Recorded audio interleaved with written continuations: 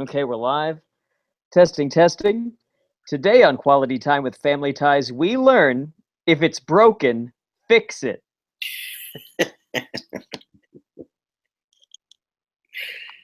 Hello, everybody. Welcome to Quality Time with Family Ties. I am Corey Pepper. Usually you hear the dulcet tones of Scott Jones. Scott, we were just having scheduling issues. We just couldn't pin Scott down.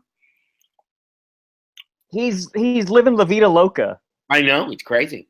That's literally what it is. It's crazy. Yeah. So it's just the two of us. And I sort of envy Scott missing this episode because this episode, folks. Oh, just terrible. It's season 5, episode 8, The Big Fix. And before we start, I just want to say for the listeners who are listening right now, you know, we're 8 episodes into season 5. And you start up the podcast, it's a Thursday, and it's like, oh, the new Quality Time with Family Ties is here. Oh, hit play. And you hear Corey, you and me, just so sad. I mean, if Merriam-Webster doesn't include us under the definition of bemusement, I don't know what they would. oh, Lord. This is just this episode is pretty sad. It's, you know, we've said before, we've accused them of being lazy, and there's just so much laziness in this episode. It's really bad. Well, let's start at the top of where the laziness begins, Corey. This episode was filmed for season 4, and then they just threw it into season 5. How did you find that out? Where was that? I read about it online, and I don't know, the version we might have seen might be different than the broadcast version. From what I was reading, you saw baby Andy in this episode. Like, that's how they just were like, no, just put this episode. Like, we already know that he's 4 years old, but who cares? Okay, you see, that was one of my huge issues with this episode was not even a mention of who's watching Andrew. We've left reality so far behind us that we're not even having Jennifer raise Andrew in this episode. Andrew simply didn't exist. Yeah, and it's funny because when you're watching it, they say that Andy is going to a birthday party for a 1-year-old. And you think to yourself, why is Andy going to a birthday party for a 1-year-old if he's 4? Why does he give a shit? Well, It turns out he's a baby too. Right, he was one when this was originally filmed, and it was before Brian Bonsall was cast. Just awful. We're in the kitchen. Stephen and Jennifer are trying to fill manicotti. God bless Michael Gross for trying to make this into a bit that was almost funny because of what he was doing. He was such an idiot, but it's just not a funny bit. You know what? The only funny joke in this whole episode was the setup and punch and the payoff of the manicotti and him. I'm like, why is this guy in the Midwest in Ohio giving such a shit about manicotti and Italian food? And I'm like, if Guido's comes up at some point, and then it did at the end. I love that. Mm-hmm. And of course, Elise is out in the living room. She is working with her friend Terry Bridgman. Sure. Yeah, Terry's out there working with her. Mallory comes in the back door. What's with Mallory's hair? That's what I'm saying. It's from last season. Oh, that's why everything. Oh, okay, it's also jarring. Oh my goodness, what's with Mallory's hair? And Can then I ask you a question? Can I ask you a question, Corey, about the manicotti? Are you supposed to fill the cheese into the shell while it's still raw? Like you haven't cooked the shell at all? Is that how it works? No. Put the cheese in the shell. You make the shells, you make the pasta, right? You boil the pasta, then you fill it because it's pliable at that point and it won't tear on you, it won't break, it's not brittle. And then you fill the manicotti, and then you usually bake manicotti. Isn't it? The dish is called baked manicotti. Is it? Okay. All right. Yeah. And it's usually marinara sauce and mozzarella cheese, and it's all baked until it's bubbly and crispy and delicious. Yeah. So Not. he's taking pasta from a box and he's trying to put cheese in it and it just cracks. Mm-hmm. Mistake number Uh, one. uh-huh. Of many. Where Alex comes in, he's drinking a soda, disappointed, of course. Mistake number two. Right, and then Elise and Terry, who are working in the other room, they come in. Apparently, Terry's girlfriend has recently broken up with him, and Elise gets a bee in her bonnet that she wants to fix Terry up with someone. She doesn't know who, but she's going to fix him up with somebody. Mistake number three. This episode was written by, let me look it up. I have the IMDb page. Michael J. Whitehorn or Whitehorn. Whitehorn, yeah, Michael Whitehorn. You know what this episode is all about? It's about like this woman trying to get people together. It's about love and her being a yenta and all this stuff. And it's written by a guy. And every woman in this episode does not act like a human woman. Nope, they don't. They don't act like a human woman. No. But Elise ultimately decides that the best person to fix Terry up with is Mrs. Olbeck's daughter, Liz. And she's going to set them up to come over for dinner on Friday night. Now, we're in season 5 of the show, and we've discussed the Olbecks on many occasions. They were our favorite characters at times because we never see them. Right, because we've never met them. Why have we never heard about beautiful, hot next door neighbor Liz Olbeck? What's crazy, Corey, is that in the mythology of the Olbecks, what we know about them is that when you're in Stephen and Elise's bedroom, Mrs. Olbeck can hear them yelling. That's right. We know that Marty Olbeck, the male progeny of the Olbeck clan, was spying and peeping Tomming on Mallory for times. Right. Now we meet our first Olbeck, the winsome Liz Olbeck, who Alex P. Keaton announces that he was peeping on her growing up.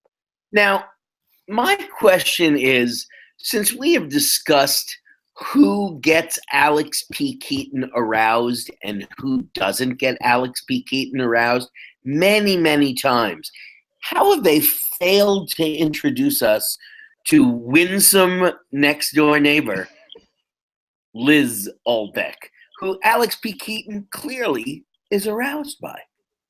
Yeah, that he's had a crush for years. He didn't mention her once. Nope.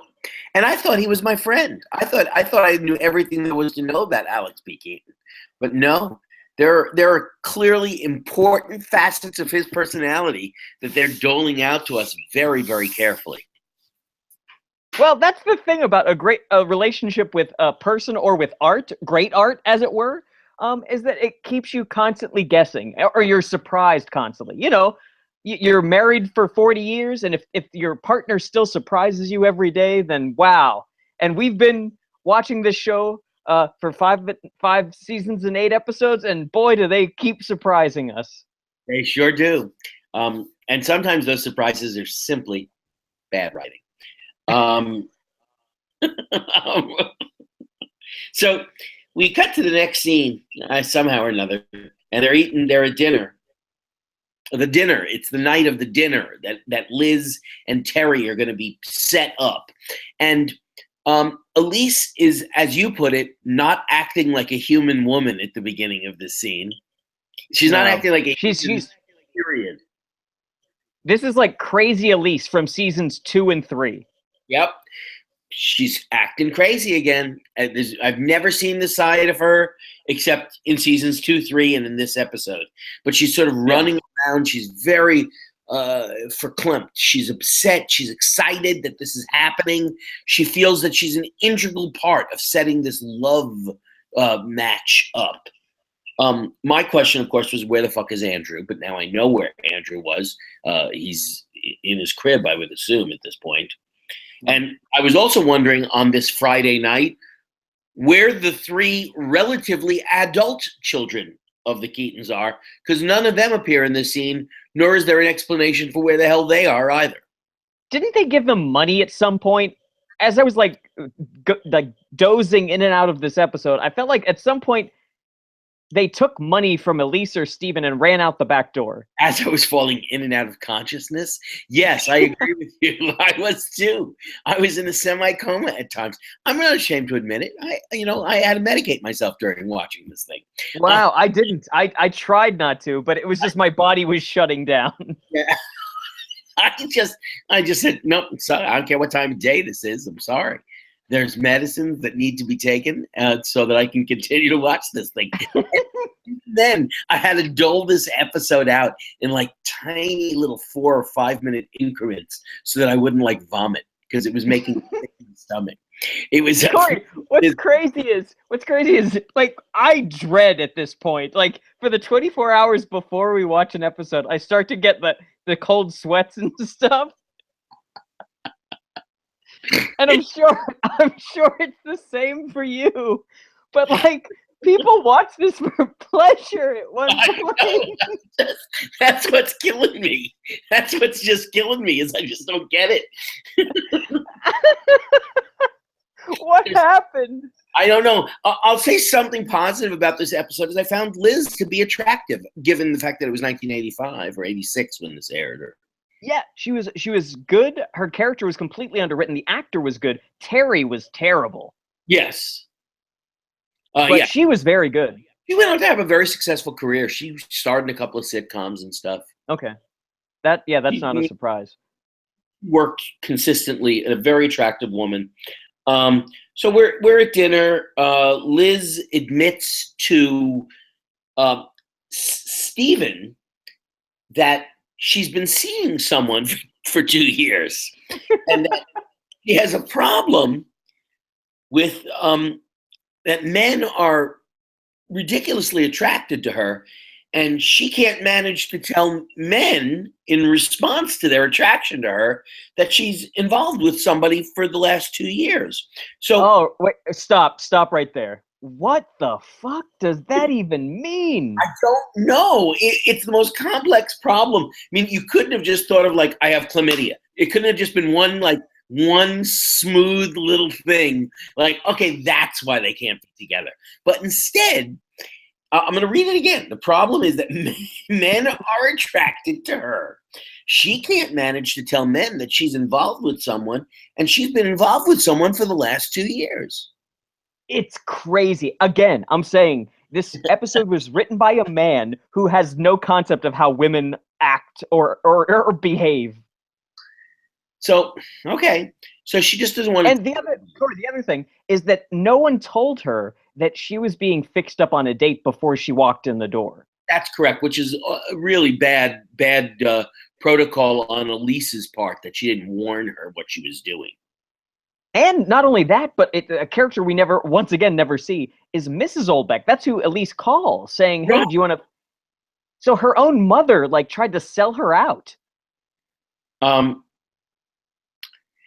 now there's this comedic scene that is repeated again in Act 2, where Steven is desperately trying to get Elise's attention to tell her.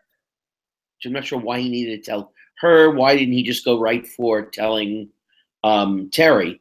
But instead, he wants to tell Elise that Liz has this complicated problem. This is already getting so outlandish. So, this is that thing where it's like, you just ask the question, why can't this be fixed by someone just saying, this woman came over for a party at her neighbor's house. Right. Turns out she finds out that she's been fixed up on a blind date by her own mother, who's selling her out because apparently she hates her boyfriend or something. Right. And then when she finds it out, she says to Steven, I don't want to be a part of this.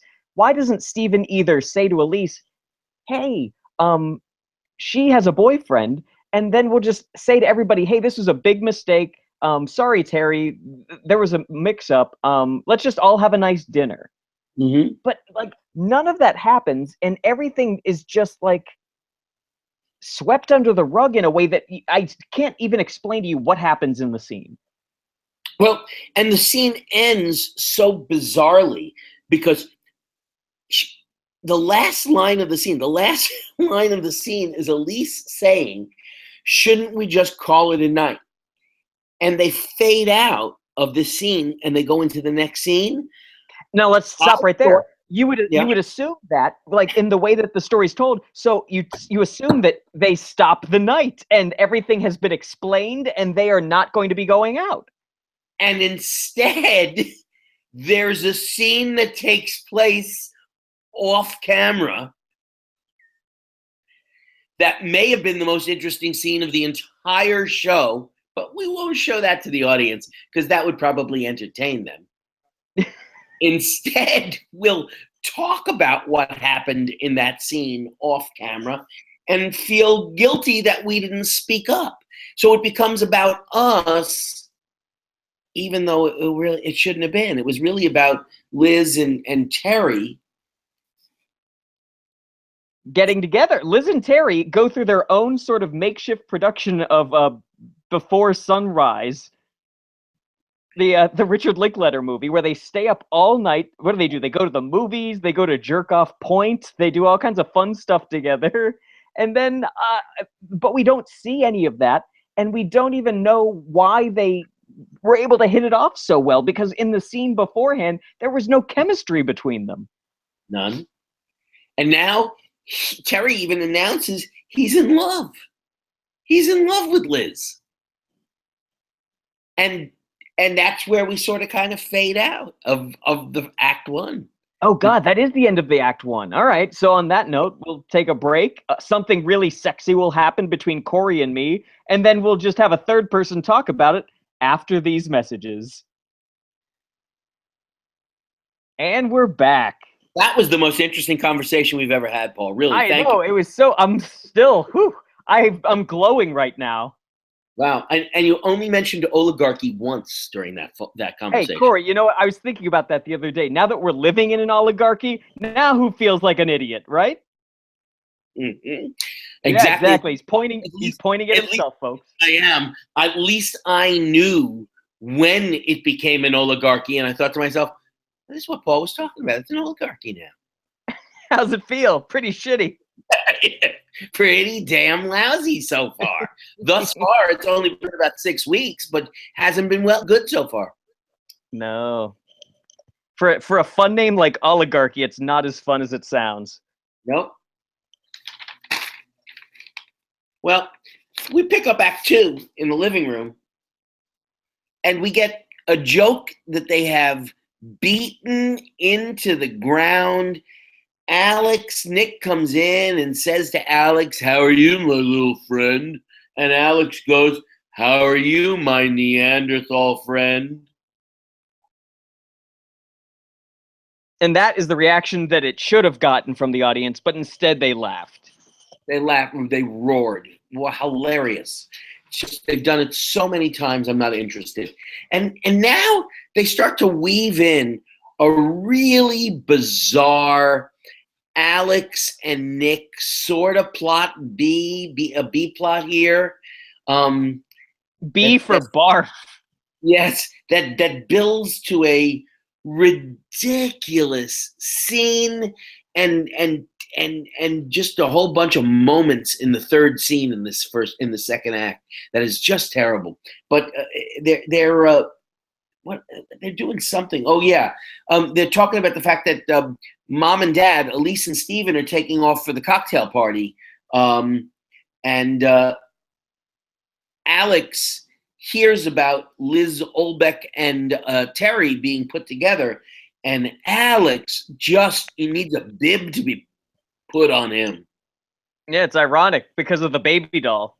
Yeah, he just starts drooling immediately, talking about Liz Olbeck, and it appears as though, wow, the girl next door neighbor has been just lighting his fire for years and years. It's casually mentioned at one point by Elise, she's too old for him. But by looking at it, clearly she's not too old for him. She is she has fucked women Alex has fucked women who are substantially older than both that girl and his mother, to be honest with you. It's true. You could add his and Liz's ages together, and Alex dated a woman that old already. Exactly. So, Corey, really, it's ridiculous.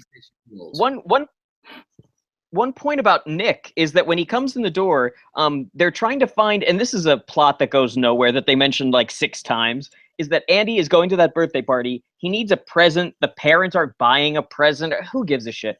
But Nick says, I was going to the orphanage to drop off toys, apropos of nothing. Nick just says that. Nick is the best human. I think he might turn out to be the second coming of Jesus Christ. He's the kindest person in the world. He's always doing good. Yeah. So the whole plot that happens between Alex and Nick is that it's the bag of toys that he found, and they find a baby doll for this girl's birthday party that Andy is going to, and they start dressing and undressing this baby doll. I don't want to put labels on the humor here, but there's a lot of stuff about touching and dressing and undressing and a baby doll that make me incredibly uncomfortable. And they even had jokes that were downright pedophile jokes. Yeah. After all. And I'm just not so sure that plays. It certainly doesn't play anymore. It was like, really? We're going to accuse? We clearly, it's Alex and Nick, for God's sakes. We know who they are. And it's at the end of the episode when Jennifer and Mallory walk in the front door and they see Alex and Nick arguing over the doll, and those are the two people who are making the pedophile jokes. They've walked in on these two, and they're like, what have we stumped? It's like the end of Happiness or something. Yeah, it is. Like, oh my God, this is the most disgusting thing I've ever seen, Jennifer says. Yeah. And it's just like, why are they going there? Why is Family Ties making these jokes? They just went too far there. We fade out of this first scene and we go to the party, the cocktail party. And we meet Ted, whose home we're at, who's like the former Elise boss. And he actually was in other episodes, that guy. He played the same character, Ted, before. And he also played, remember when the aunt died, the one that Mallory cried at the funeral? Yes. He played the priest that didn't give a shit. He also played the boss at the bank where Alex sexually harasses his boss. He plays like the manager. He was the racist dad of the racist girl that Alex wanted to date at the country club. Are you serious? He's done an episode every season? Pretty much, yeah. That's crazy. He must be blowing Gary David Goldberg. Show us on the baby doll where they touched you. Oh my God. Yeah. But he played Ted Waterman before in a different episode. In the one where I think Peter Scolari falls in love with Elise. Oh, boy. Elise says to Terry, he's too young to settle down with just one woman. He looks like he's 30 years old. Yeah, he looks way older than Liz, for that matter. Yeah, he does. 35-ish, probably. And there was a scene, where Liz and Steven tries to talk to Liz. And it occurred to me during that scene, I wonder if the actress playing Liz was a Mallory reject when they first auditioned girls for this. I would say that, or she for Gina Davis's part, because she's so much taller than Alex in the scene after this. Yeah, it just looked as though she's probably was in for a couple of things before, and they finally used her on something. Yeah, that could be very. I would believe that totally. And Liz confesses to Steven that she actually really likes Terry, and she's considering breaking up with her boyfriend so that she and Terry could be a couple. I guess that's fine, but what the hell is the obsession with Gary David Goldberg and women who have been dating a guy for a long time and then meeting someone and ditching them without a second thought? Without a second thought. It's another one of those things where it's like, have you met women? Yeah. Like, why wouldn't she say, you know what, Terry, I really had a great time with you. I feel very guilty about my boyfriend. I'm going to get rid of him because I want to go out with you. But you know what she does? Absolutely nothing. Nope. And then during this scene at the cocktail party, Elise keeps going on and on and on. That Terry and Liz shouldn't be together, and that basically she starts almost shouting out loud that, wow, Liz has a boyfriend. She has somebody else. She's already involved with somebody, and Terry is astounded that he's getting the news delivered like that at a party in front of everybody. And you know what else Elise does in this episode? A lot of like slut shaming toward Liz. Like she's constantly like pecking. That's a loaded term, but I think in the way that she does it, in the way that she's written, that's what they're trying to do. Is that she's like henpecking this other woman of being like, she's gonna hurt Terry, and how dare she have a boyfriend and then go out with this guy, and just lots of stuff like that where it's like really weird that Elise the feminist hippie is acting this way.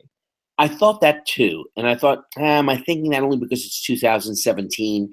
But I was thinking that. I thought, well, who the fuck are you to say she's got a boyfriend, she met somebody else that she likes, she's not married with 3 children, where you would go, well, think of your family. This is just a boyfriend that she's got. There's no ring on her finger.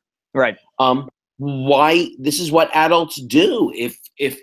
If there was somebody else, why didn't Elise just say, hey, why don't you slow things down on both fronts and try and make a decision here? Totally. Yeah, I mean, there are good ways to go about doing this, but Elise just goes off the deep end. She does, and they end up with Terry running out of the cocktail party with Elise screaming, "Terry, wait!" and Liz screaming, "Terry, wait!" And that's the end of that scene, and we head to the home stretch and the final scene that takes place in the living room of the Keaton home, where Alex and Nick are dressing and undressing a doll. You know what's the funniest joke ever, Corey? Is when a straight cisgendered guy says, you shouldn't wear white after Labor Day. Like, that to me is the funniest joke, is when a guy says that, like, that he has knowledge that, like, a woman has, but he knows that, and it's like, it's all about fashion.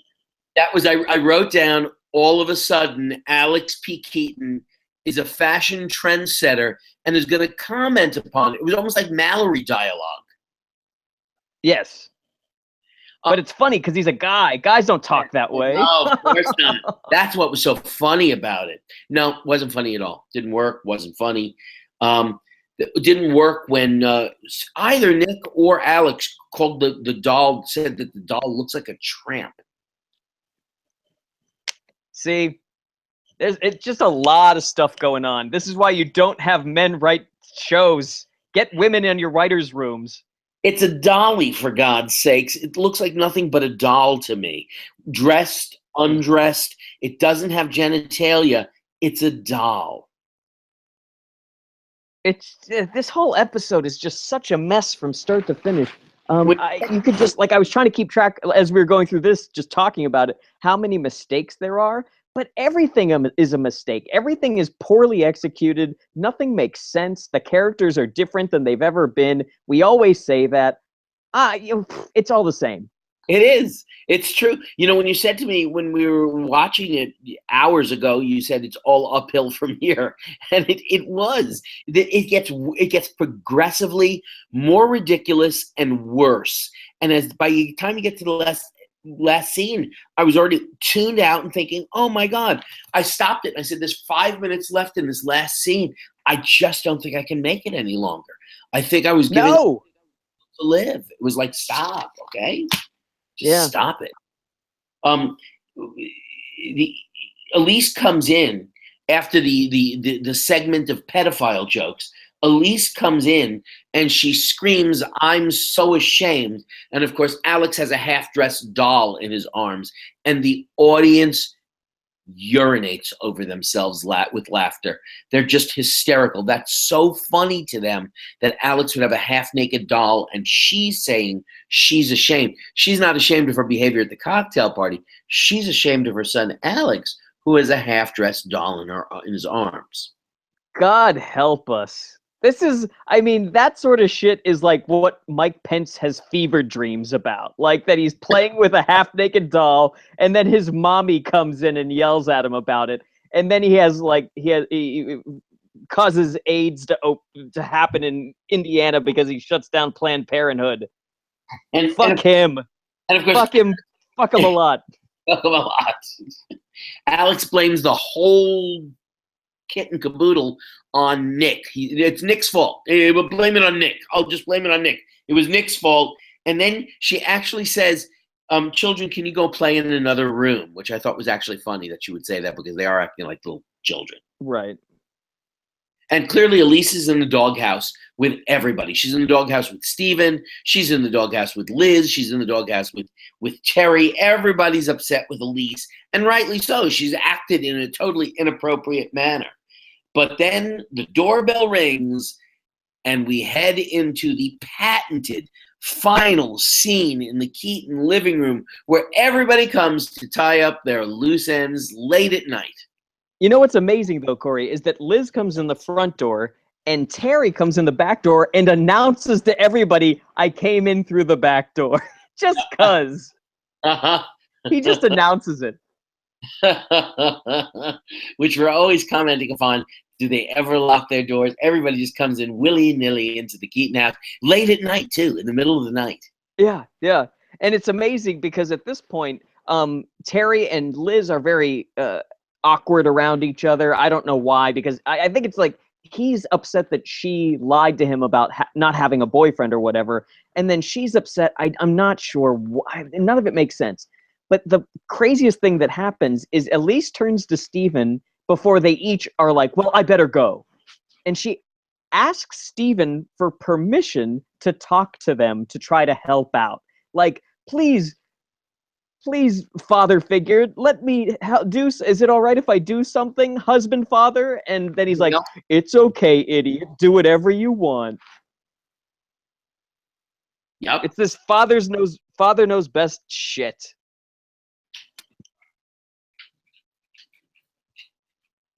And she does, and she talks to them, and she asks them, are you sure that, like, is that the only problem that you're having with this person? And they're like, yeah, because I really like her. And he's like, well, what about you? And she's like, well, I really like him. And then they are about to, like, have sex in the middle of the room, and then she pushes them out the front door. Right. And that's the end of the episode. It's exhausting. Corey, what can we assume from all of this? I just want to say something good. I don't like talking this way. I know. I was thinking at the beginning of this, I wanted to talk about the things that I did like about the episode, but I thought that conversation would be so short. It would be so obvious that I was forcing myself to say something nice, because there really isn't. It's lazy. It's not interesting. Not that Terry or Liz were not good guest stars, but boy, they weren't given any good material. They were just like ciphers for the story. Like, but at the same time, we really don't get that much information of how it makes Elise feel. It's just like she's upset or she's excited. There's no arc to any of this. No. Well, what's the one good thing that you want to say? Because I just want something good. Well, the good thing, I feel bad for people listening, hearing me bitch about this. I know. The only good thing I was going to say was I actually thought Liz was quite attractive, and was sort of interested in looking at something else that she would have done later on in her career, because I thought she's capable of handling comedy quite well. Mm-hmm. That's true. After 8 episodes, if I was Tina Yothers' manager or mother, I'd be on the phone with production company, with Ubu Productions.